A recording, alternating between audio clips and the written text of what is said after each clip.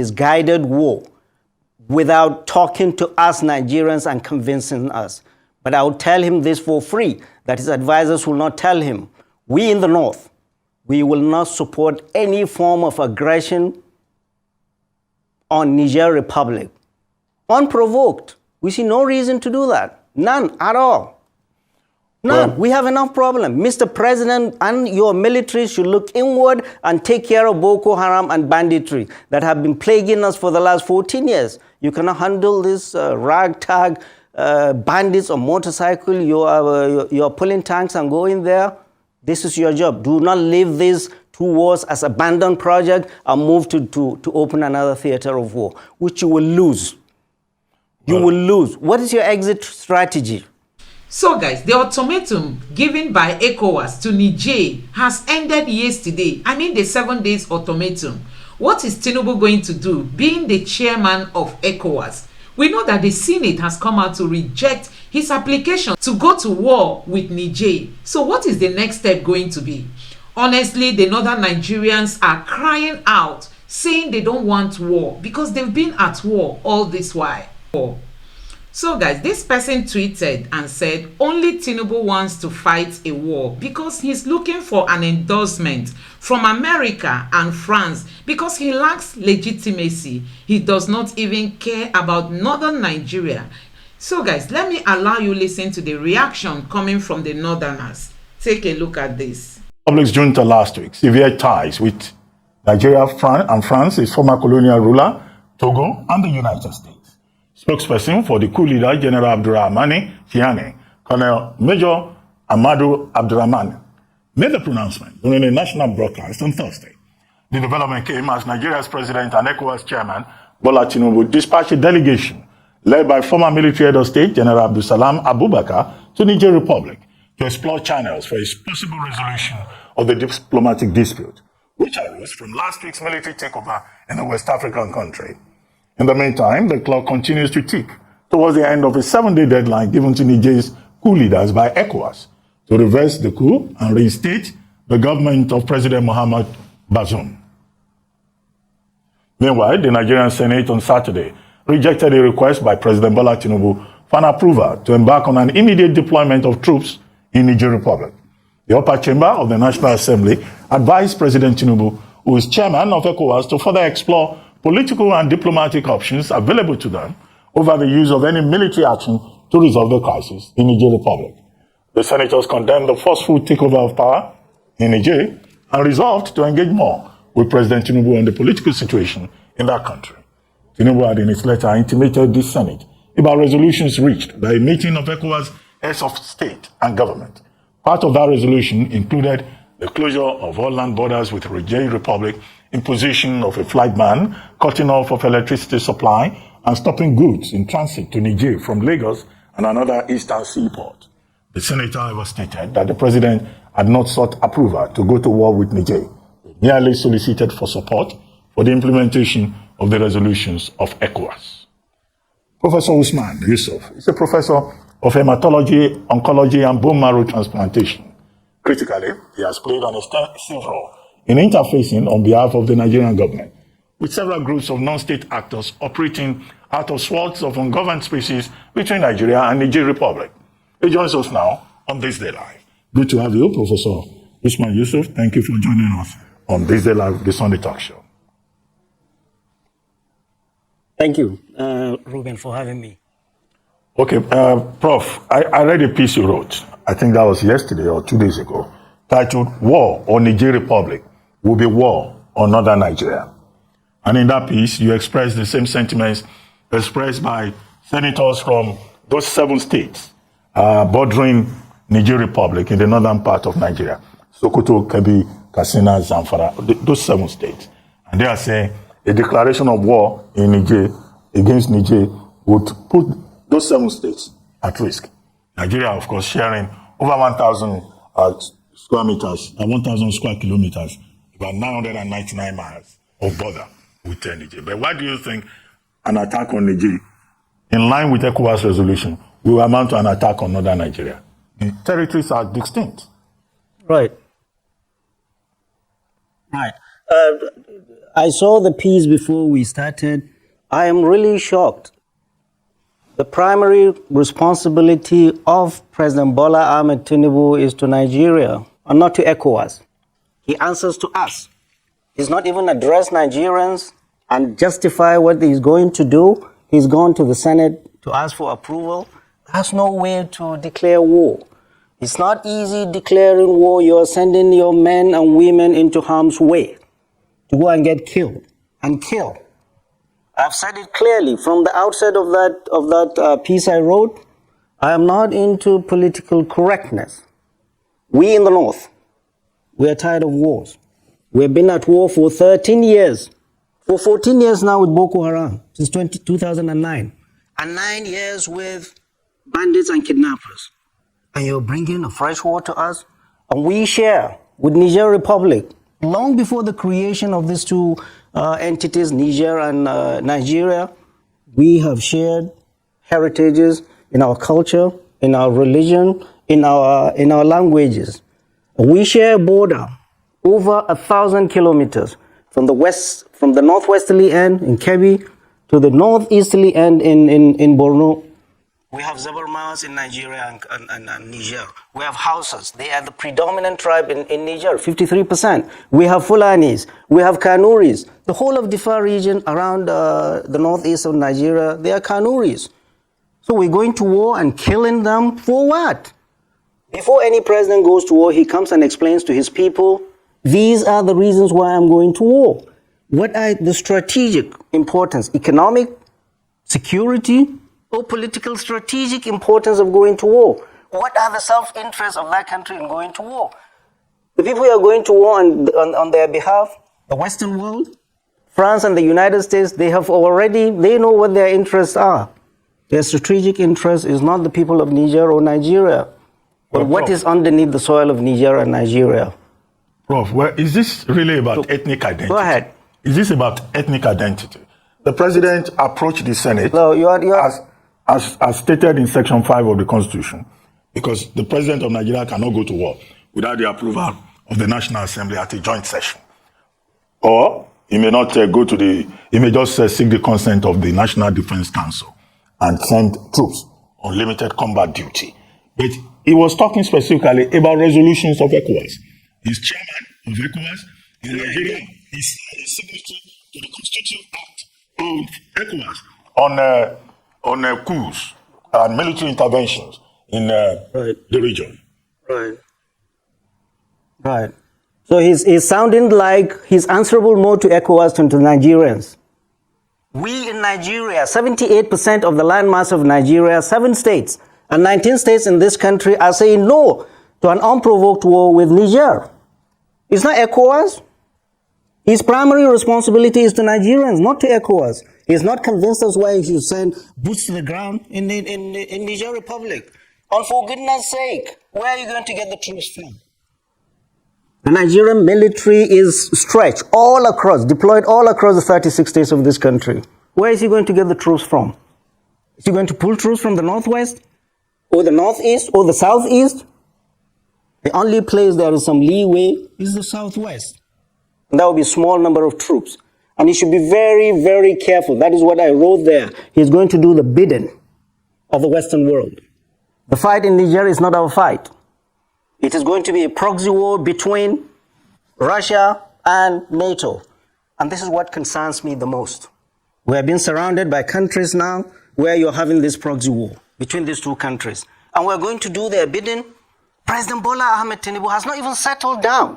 He doesn't even have his team and is declaring war without consulting the people, without the consent of the people. Okay. No, we say no to war and we're not going to support any war. Okay, I get your point. You had a number of recommendations, one of which is that diplomacy should be the best option. Where that diplomacy, as ECOWAS chair, President Tinubu had liaised with President Patrice Talon of Republic of Benin. He was the first person to go there. President Idris Deby of Chad was also sent there. The chief of air staff of Nigeria and the former governor of Katsina State, Niger Mitary, and one other were also sent there. They didn't make progress. Only this week, General Abdul Salami Abubakar and the Sultan were also sent, as a delegation, as part of a delegation to talk to the coup leaders. In fact, they were not even counted the audience. So that diplomatic option has been pursued. It has failed. Are you suggesting that if the other ECOWAS chiefs, ECOWAS presidents, now that their army chiefs have met, if they decide to go ahead, Nigeria should just pull out? How would that make us look? No, I'm saying if they decide to go, that will be wrong decision. And if President Bola Ahmed Tinubu takes the decision as the chairman of ECOWAS to go to war, he's doing that on his own. No, but I'm saying that it's not a unilateral decision. No. It's a group decision. No, Nigeria is Nigeria. And he is governing 200 million people. We have to give him approval to do that, even if he's the chairman of ECOWAS. The president of the Federal Republic of Nigeria is more relevant to us than being the chairman of ECOWAS. We that know are telling him things that his advisors will not tell him, that going to war, sending troops into Niger Republic will be a disaster, unprovoked. We have had our own share of military takeovers in Nigeria. Nobody sent troops to us. What of Mali? What of Guinea? What of Burkina Faso? What of that Chad? That was the place where the French president was there babysitting the current president. Nobody sent troops there. We need to be very, very careful. Is there an internal problem? And we should be able to help them. And the reason why we are saying negotiations do not help, at the very beginning, you are putting on the table the threat of violence, the threat of force, and you're asking the other party to listen to you. You have brought your last trump card at the very beginning. There's no way to do it. And it's showing the inexperience of President Bola Ahmed Tinubu on the international scene. He's not been properly advised. He does not have his team to advise him properly. You do not do that. Okay, let's say you roll in your tanks, if you have them, into Niger Republic. What do you do? What do you do? You install Bazoum by force and you stay there and keep him by force? We have seen the United States going to Iraq, going to Afghanistan, saying they are going to bring democracy. Where are they now? We need to be very, very, very careful. Military option is not the option. We have to. My recommendations are, first of all, take that threat of violence off the table, because that is what is making them more entrenched into their positions. That's why they refuse to see our elders. You are saying you're going to hit them and you're going to talk to them. Why are you here then? Take the threat of violence off the table. Start serious and sincere negotiation. And most importantly is, how are you going to help them solve this problem, which is an internal problem? By solving this problem is that, how are we going to do it? What is going to happen to Bazoum? The safety of Bazoum and his family must be paramount. What is going to happen after that? What do Nigerians want? Do we want this military for how long? How can we pressure, the ECOWAS and the international community, pressure the junta to have a timetable to transition to a democratic rule as soon as possible, without the threat of violence? And essentially, ECOWAS has declared war. They have closed borders. They have closed airspace. They have, President Bola Ahmed Tinubu unilaterally broke the treaty between Nigeria and Niger that was signed in 1960. That Nigeria will be supplying Niger Republic with electricity. Nigeria currently supplies 70% of electricity to Niger Republic. In exchange, Niger Republic will not dam River Niger upstream. If they dam River Niger upstream, we will all be dry. We won't have Kainji Dam. President Bola Ahmed Tinubu unilaterally, without reverting to the Congress, broke that treaty. Now the capital, the mayor, is in darkness. And you are saying we are going to... This is a country that has 40% of its budget is foreign aid. Biden sanctions, you close their borders, no-fly zone, you close, you cut electricity. Well, what is at stake is more than just what we see. Well, we don't understand. The president needs to be properly briefed. And he isn't. He doesn't look like he is. Well, except that in war, all is fair, as in love. So if we cut off the electricity, it may not hurt us significantly. We get 85% of electricity supply in Nigeria from thermal stations. Igbengeregu, Afam, Omotosho, all those stations are thermal stations. Kanji, Shiroro, and Jeba are the ones that depend on hydro. So even if they dam, the river Niger, we'll still be fine, I guess, if we put our heads together. But you were saying that President Tinubu wants to go to war so as to give his government legitimacy. What is the connection? Absolutely. Very important connections. So President Tinubu, Bola Ahmed Tinubu, his election is contested. It's still in court. There's legitimacy issues nationally and internationally. And for him now, he's the ECOWAS chairman. Of course, it gives him that chair. But still, the elephant in the room is the election is still contested in court.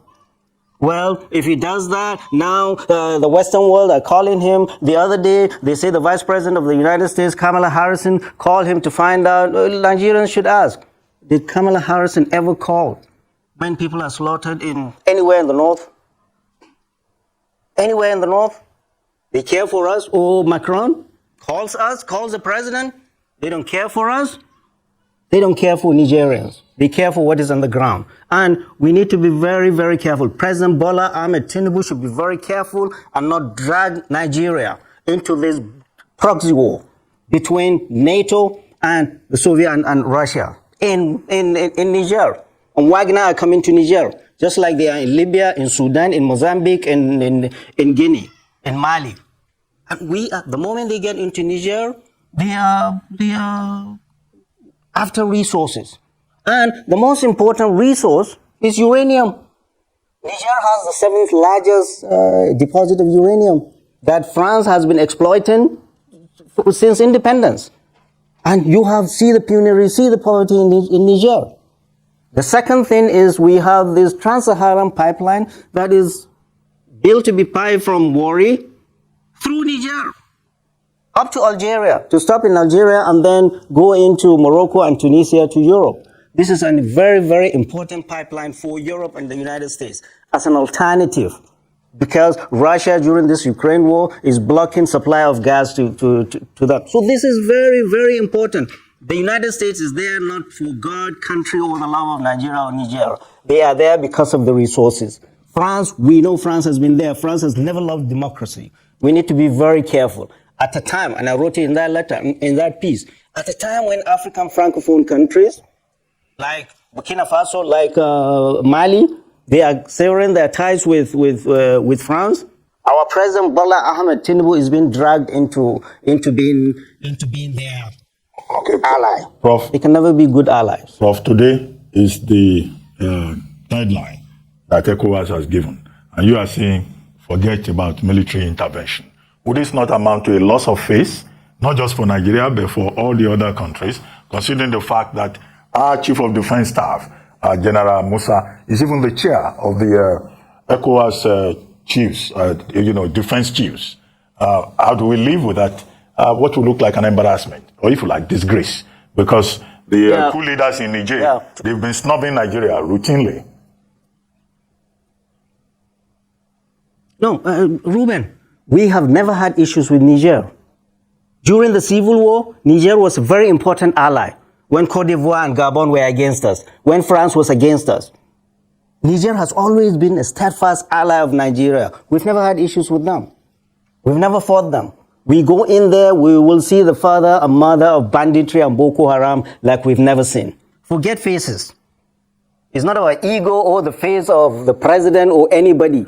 It's about Nigeria and about the lives we are going to commit to battle.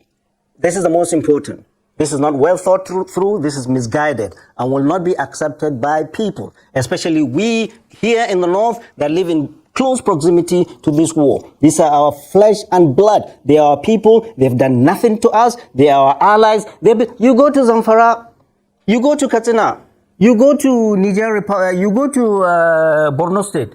They have been helping villagers when bandits come.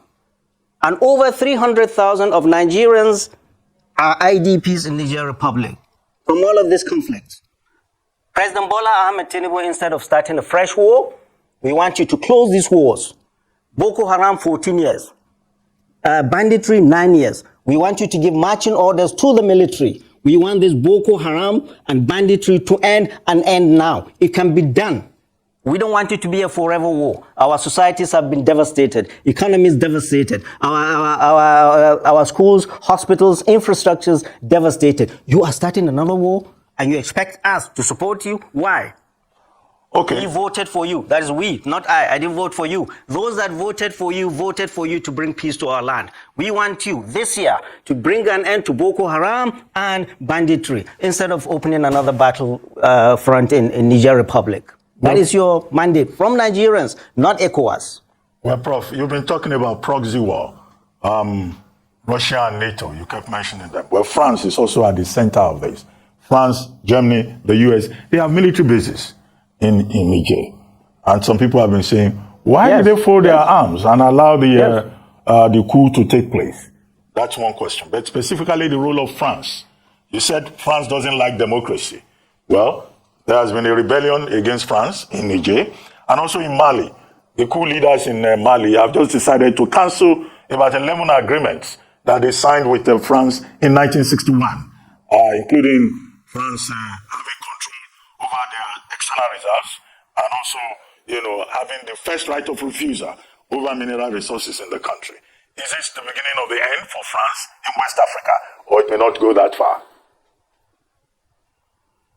We hope and pray it is. All these colonial powers should leave these colonies alone. Should get out of their colonies. They've been exploiting their resources. Look at all the Francophone countries. Very rich in natural resources. Nothing to show. What are they doing there? What have they benefited from their being there? And France is now coming to tell us, it loves democracy. And the United States, that it has no business being around here, has bases with over 1,000, they have about 1,100 soldiers there with drone base. They are watching over all the Sahel. They are saying they are after terrorists and Islamists. And France has troops there. They moved their troops that were kicked out of Mali into Niger. We are in solidarity with our brothers and sisters in Niger Republic that no war should come to them. We will be the ones who are going to suffer in northern Nigeria, and we are not going to give any support to President Bola Tinubu to commit our forces to this unguided and unjustified war. I cannot be any more clearer than this. Okay. Let me go back to the Constitution. What if President Tinubu, backed by Nigeria's National Defense Council, decides to go ahead? What will be the implications? Because the Constitution's sub 5, section 5, says, notwithstanding the provisions of section 4 of this section, the President, in consultation with the National Defense Council, may deploy members of the armed forces of the Federation on a limited combat duty outside Nigeria if he is satisfied that the national security is under imminent threat or danger, provided that within 7 days he will now seek the consent of the Senate. So what if he goes ahead in a limited sense? Right. What will be the One implications? thing. Good. One thing. Nigeria's national security is not threatened. It's not under threat. Neither the president nor his military chiefs have come and convinced Nigerians that our national security is under threat. It isn't. We see no reason. We see no evidence to show that. And National Defense Council. Who are the constituents of that National Defense Council? Who? He does not even have his cabinet. What council is he talking about? The only council he has are himself and his advisors and the service chiefs. The service chiefs they are subordinate to political powers. And the president cannot make decisions alone like he's been making, even during the economy. You see all of this, the economy, he's doing all of this, the economy policies without assembling his own team. So he cannot do that, and he will not do that, and we will not allow him to do that. We will protest, we will not let him do that. We will mobilize people, all Nigerians of good faith, against this war. There's no reason to go to this war. He's not even talked to Nigerians to convince us why he should send our men and women into harm's way. And most importantly, we do not have the capacity to do that. This is the honest truth. The danger is that the United States or France or NATO will come and tell our military or our president, we are going to help you with logistics. This is what they did in Libya.